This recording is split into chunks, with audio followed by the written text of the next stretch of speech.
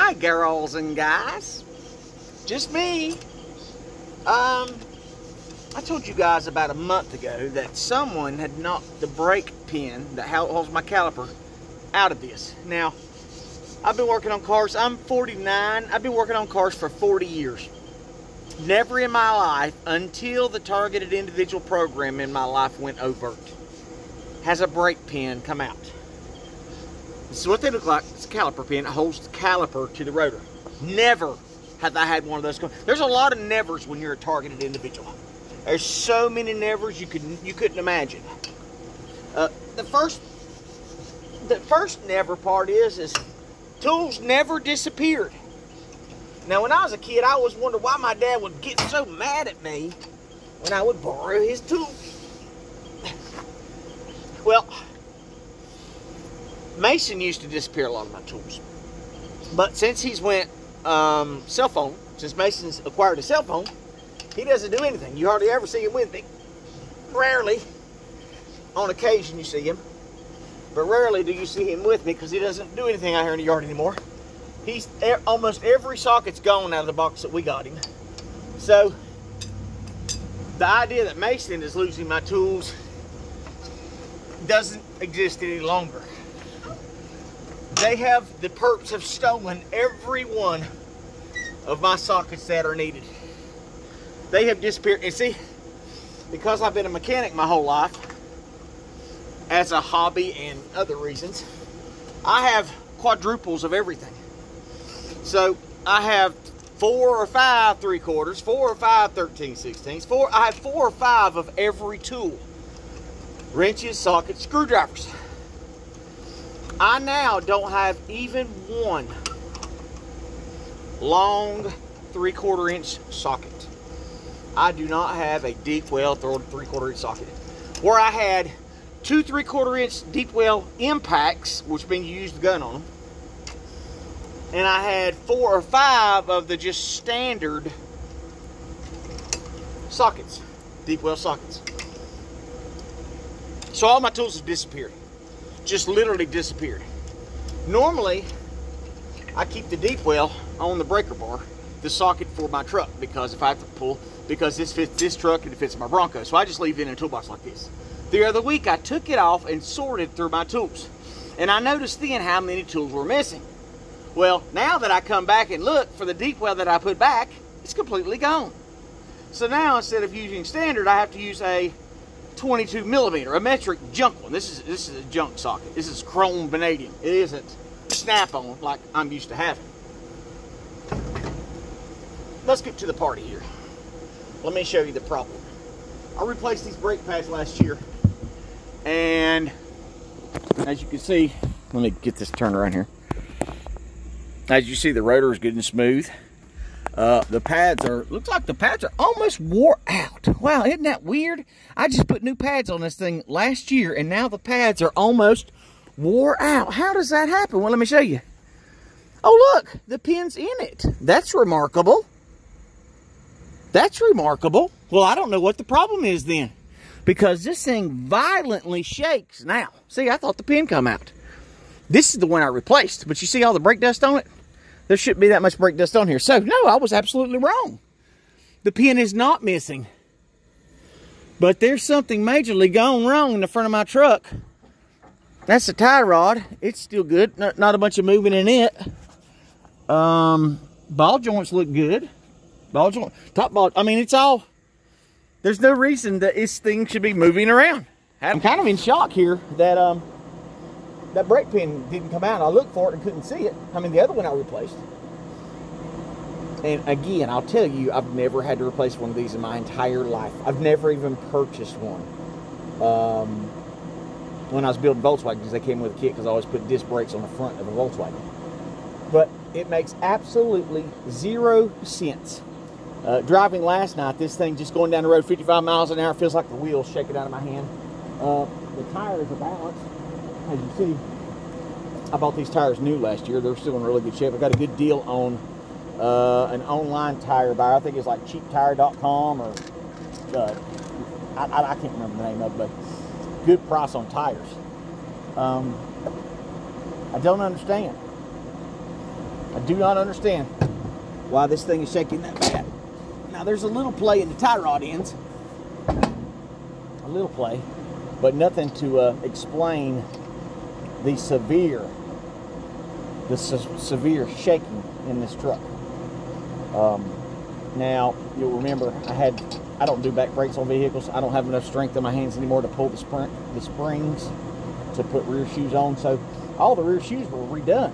I paid my buddy to do it, and ever since it came back, I guess they broke a brake line out. They opened a brake line and didn't bleed the brakes. So I don't really even have brakes on this truck. And what's been weird is every once in a while it's like the brakes just start, like the other day I was driving it, and that's why another reason I thought the brake pin was wore out or was gone, because it felt like the brake pad had moved inside the caliper, and then it was lodging, and then when I barely hit the brakes it would engage the brakes and the brakes would work correctly. So that's another reason I thought, wow, this is shaking real bad, it's got to be that pin. And fool me, it wasn't that pin. It still doesn't explain. And remember guys, for all the ones in the audience, man, that's an old wore out truck, that thing's a piece of junk. This truck doesn't have but 95,000 original miles on it. And these miles, these are baby miles. I didn't record it the other day, but the rear bumper about fell off. Someone loosened the bolts to my bumper. Ah, isn't that weird? Someone loosened the bolts to my rear bumper. I was hauling something. What was I hauling? I was hauling some engine somewhere, and I wanted to strap the engines against the tailgate, so I went down to the trailer hitch on the back of the truck and then back up around the engines and then back to the tailgate again, back to the hitch. And when I did, I started ratchet strapping it, and the freaking bumper went, started coming up. I'm like, what in the world? Somebody had loosened both of the nuts that hold the trailer hitch up, because I've got the trailer hitch welded to the bumper. Somebody loosened the freaking hitch. So it was just two nuts that were completely backed off. No excuse, no reason why, I just gone. I mean, tell me how I've been driving this truck for, I welded that hitch on 3 or 4 years ago, welded the hitch on, and it hasn't moved. I haven't noticed any moving in, and then all at one time. And that's the thing people don't understand. People always say to me, well, you just don't take care of your vehicles. You don't maintain your vehicles. I maintain my vehicles better than most anybody. The only thing that this truck needs, it doesn't have to have it, but it needs the power steering reservoir needs to be replaced. It also needs the brakes blade, because I'm not sure yet, but I think there may be a gang stalker at my buddy Jimbo's. And there was a gang stalker there before, because I cold busted him stalking me, and that was a wild time. That's the time I told you that the V2K was in my head telling me that they put a bomb in my van.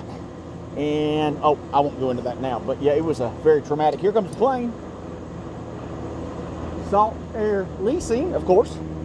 But the only thing this thing needs is a power steering reservoir, and it's got I put a new tie rod end on it 2 or 3 years ago, and I counted the turns when I took it off. So for some reason the steering wheel is crooked on it, and I don't know why. So I'll probably have to, I guess the tie rod end I put on it was maybe a different length from what come on it originally. I'm not sure. And the reason I'm tightening this up the way I am is because I want to check something else before I put this all together. If you guys, anybody wants to donate an impact gun, like a Milwaukee impact gun, or one of them cheap ones that are still $500 from Harbor Freight, that'd be great, because I'm forced to use a breaker bar. I mean, it's a hard way of doing stuff. But my tie rod ends don't look bad, or my ball joints don't look bad, but I did notice there's a little bit of play. Just a tiny amount of play there, not much. That shouldn't be enough to, that right there's a little movement, and that's in the pitman arm over there. But that shouldn't cause that massive shaking that's happening to my front end. But this gang stalking is every day. Targeted individuals, you need to check the oil in your vehicles. Every day you need to check, especially your oil and especially your radiator. Keep a close eye on all those things. And if you remember, this past week I had to flush the radiator, cleaned it out, and put all new brand new antifreeze in it. And this stuff is just as nasty as it was before. Just as nasty. I actually drained the whole entire system and tried to add antifreeze, and I couldn't even get a half a gallon of antifreeze in it. So that's a problem. That's a big problem. So I'm gonna have to probably drain some more out of it. Right now I'm having to charge the battery because there's some hoodoos going on inside my cab. Somehow this has started to short out. Just weird. Just started to short it out where I had to hit it and turn it on and off. So I'm guessing last night when I was in here, I must have left the switch on to turn the light on. It killed the battery. This has happened like 3 or 4 times. I never leave my keys in the switch, and then somehow last night my keys were in the switch. And I'm really busy, and I can't remember everything that I need to remember on a daily basis, but I rarely ever leave my keys in the switch. I just don't do that. But I mean, you look, I work in this truck every day, and this is how clean I keep it at all times. I take very meticulous, good care of my vehicles with what money I've got. I mean, my Bronco needs a lot of work. It needs the exhaust fixed on it. It needs alignment. This needs alignment, but the exhaust needs to be fixed on the Bronco more than anything. This truck, I need to bleed the brakes, but I don't have anyone to help me. I need to bleed the brakes. I just keep adding power steering fluid, and as you can see, the mess down there is just the reservoir, the tank for the power steering fluid is cracked, and it just pours everywhere. So I put enough power steering fluid in this thing to money-wise to replace the tank itself. The tank's probably not 60, 70 bucks. I don't even think I can get one new. I think I have to order one. But I really thought that was going to be an easy fix, but obviously nothing going to be easy for me today. This program is so insidious. It's the most evil program on the planet because their main goal is to make you look crazy, lose your mind, and go out and blow things up. I posted, there's a channel last week that was talking about the latest school shooter, and the dad is in prison because he bought his son a hunting rifle. An AR-15 is a hunting rifle, folks. It is the #1 family-owned hunting rifle, #1 preferred hunting rifle in America. #1 preferred for really home defense. They locked the dad up for buying his son a hunting rifle because he wanted his son to have a hobby. And when that was posted, it wasn't out in the media yet. But I professed right then and there, we have to ban transgenderism in America. We have to ban the practice of letting these people get hormones. And everybody on the list was like, he's not a tranny. He's not. No. He's just crazy. He just wants to kill people. He's just been bullied. That's all it is. Well, I saw the picture of the young man with his beautiful flowing blonde locks. I knew exactly what the deal was before the news said one word. And guess what happened? They came out the other day and said, oh, he is a transgender male. How did I know that? How do I know these things? How am I more wise than anyone else in your news cycle? And why won't anybody listen? That's the #1 question. Why won't people just listen? I don't know. I guess they just don't want to be awakened to the facts. But a father should not sit in jail because he bought his son a rifle. I mean, are we going to arrest we're going to arrest a guy who had a gun stolen and the gun was involved in a crime? Because guess what? They did that in a landmark case 4 or 5 years ago. I can't remember the name of the case, but they started charging gun manufacturers. I didn't see this. They started charging gun manufacturers with the death of people because they built a firearm for that somebody used in a mass violence situation. What world are we in when we criminalize the makers of a tool? So what happens next? When we got somebody that's killing somebody with a hammer, are we going to go after Black & Decker? We're going to go after Stanley because Stanley produced a hammer? And because some Islamist from overseas came home and decided he's going to whack people with a hammer. I don't know if you guys have watched that. In Ohio is being invaded with Haitians. Haitians are getting cars through the U.S. government. They're just getting free cars. They're going in town. They're just crashing everywhere because they've never learned how to drive. They're killing ducks and geese and pets and eating them. They're literally gutting roadkill on the side of the road. Haitian immigrants, illegal immigrants, invaders, are gutting pets, killing them on the side of the road and making barbecue spits and cooking them right there. They're eating the ducks and geese in public parks. 20,000 Haitian invaders in Ohio in a town of 50,000. It's blowing the town up. The town's done. And everybody's begging, please save us. And the people at the city council are up there in their fancy suits, not saying a word, watching the destruction happen. Why are they doing that? Because all elections are rigged. They're all being controlled. It's like I told you, Donald Trump's going to win the election. But Kamala Harris will be the one put into office. Just like she was put into running. They appointed her. They removed Joe Biden and they put her up there. So America's falling faster and faster daily. I also watched a video today of a group called Anti-Abortion North Carolina, or North Carolina Anti-Abortion. In this video, this abortion group was invited to Catalyst Church to have like a field day, and everybody goes out in the field and they proselytize and preach, and the kids have little hangouts and doing little field day kind of like field day in school is what you imagine it to be. Now at this Catalyst Church, they made the vendors, i.e. the church people, the other pastors and church groups that showed up to preach the gospel, they demanded a $1,000 donation. After the $1,000 donation was given to Catalyst Church, NC Anti-Abortion had in the tent, at the back of the tent, pictures of an abortion and a fetus that had been aborted. It's gruesome, but children need to know. Children need to see what's happening. They need to see it because children aren't bothered by abortion. They see it and they know how cruel it is. But it's these liberal white mothers that are so terrified. We have to protect the children's eyes. This is dangerous. So they asked the group of preachers, they said, you have to leave.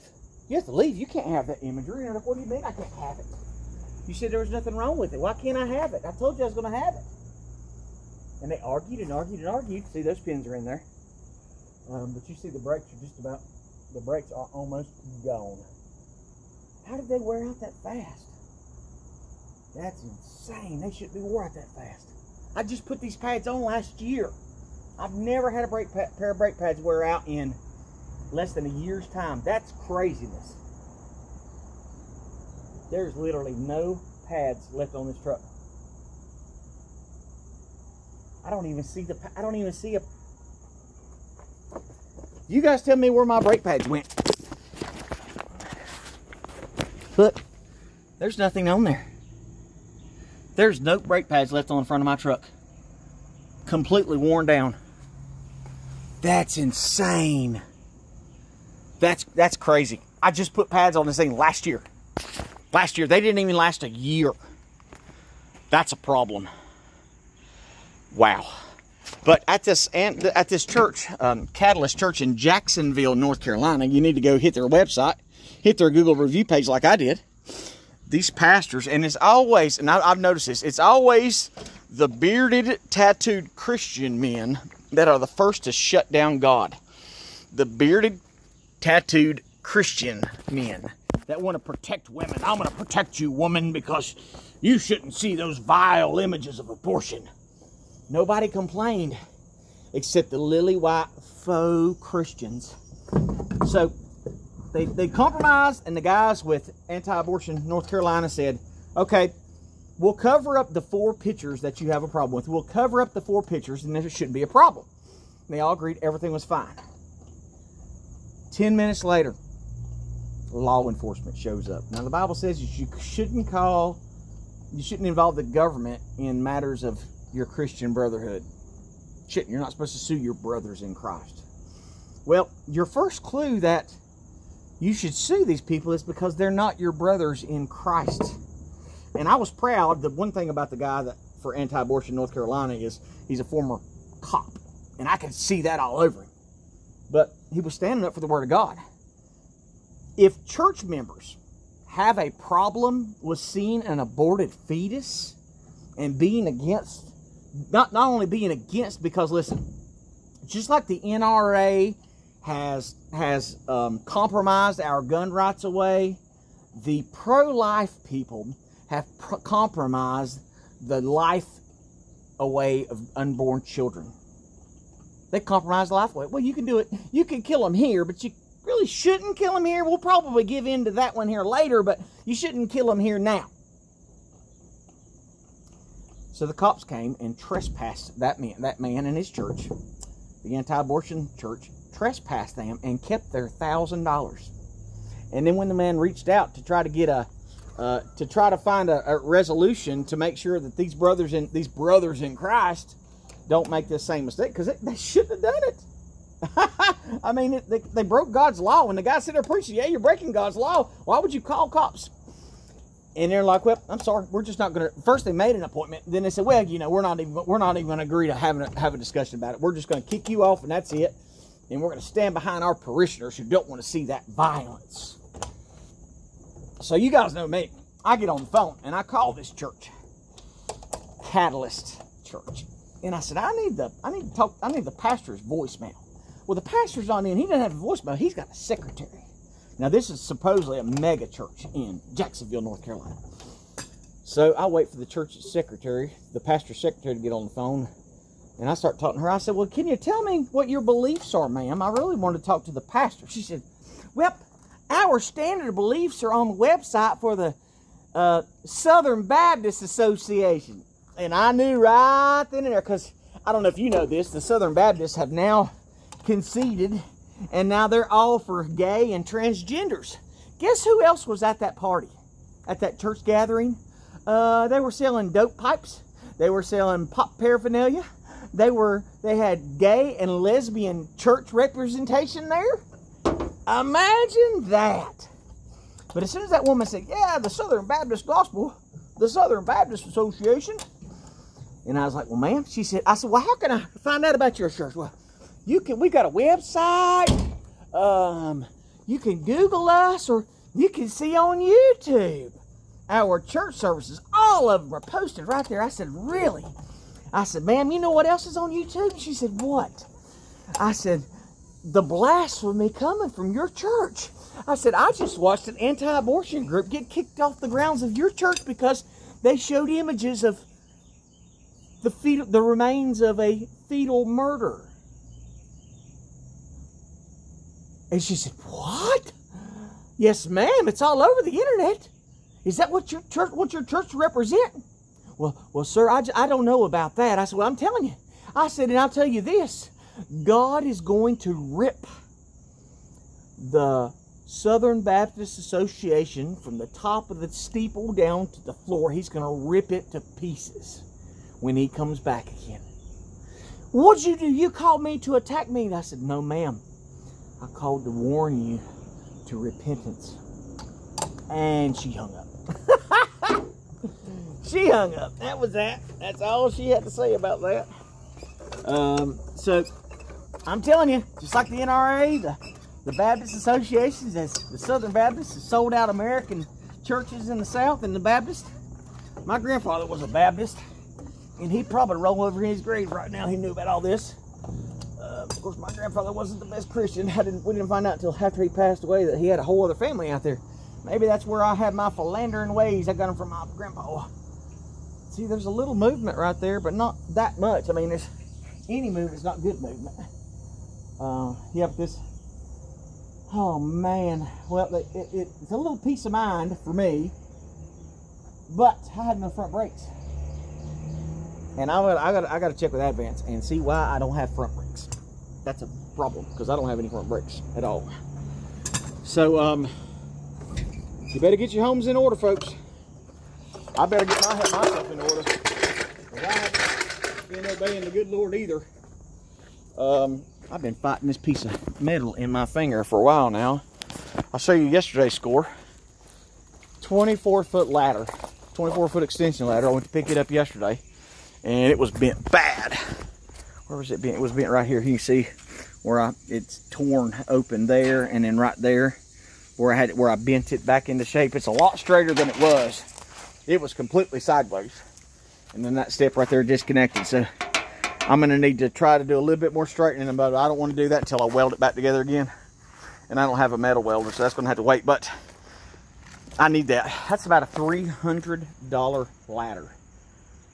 So that's a score. That's a score. Anyway, I'm going to see if I can get this thing rolling. I got to get busy. You guys have a blessed, wonderful day. You want to see the destruction? What did I tell you? Nothing left. And the Mexican, he is going to take these trees out. The least little bit of shade on my property, he is going to take these trees out as well. That's the destruction. This is the destruction that illegal immigrants lay waste to Americans. Look at all this destruction. Illegals bought that house, and I think the house beside of it. Look at all that destruction. All these beautiful trees. I said, why are you doing it? I want to plant tree nuts. I said, you want to what? I want to plant tree nuts. I said, what's a tree nut? I want to plant trees with nuts. I said, but you cut down pecan trees. They had nuts. I mean, look at all the cut marks around that tree right there, where he's grooved into it. But he's leaving just totem poles. That's coming down. He's cutting them all. Every one of the trees in here, he's going to cut every single one of them down. It is offensive. I mean, we need to start making laws where you have to. And listen, I hate government. I hate the government trying to tell us what to do. But trees give us oxygen. There's a tomato plant. Look at that. 2 tomato plants. That's crazy. 2 tomato plants in my backyard. This is insane. And Mexicans do this. Illegal aliens do this all the time. They will cut down every single tree in a yard so they can plant their own tree. I'm like, why are you planting your own tree when we've got big, beautiful trees already? Why? Oh, I want it to look good. It looks good with trees. It's just like, I know. The minute I move out of here, now that right there, the weed tree right there, I'll probably end up, well, I probably won't cut it down now because it gives a little coverage. It hides a little of my backyard. But all this privet here, you see, I've got a little bit of privacy. I actually fertilized that privet and trimmed it because privet's a weed.